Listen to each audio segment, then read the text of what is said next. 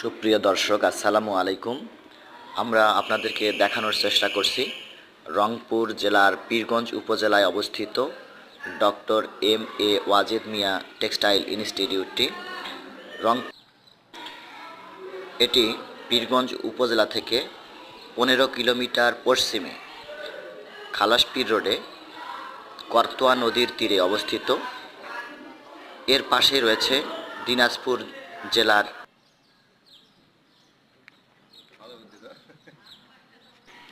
এর পাশের উপজেলাটি হচ্ছে দিনাজপুর জেলার নবাবগঞ্জ উপজেলা। এটি দুই জেলার সীমান্তবর্তী এলাকায় অবস্থিত। করতোয়া নদীর কোল ঘেঁষে মনোরম নিরিবিলি পরিবেশে ইনস্টিটিউটটি অবস্থিত। এখানকার ভিতরের পরিবেশ অত্যন্ত চমৎকার। আমরা আপনাদেরকে দেখানোর চেষ্টা করছি।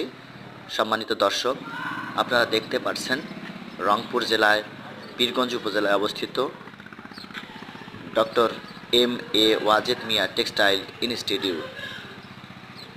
আপনারা দেখছেন ওনার ছবিসহ এই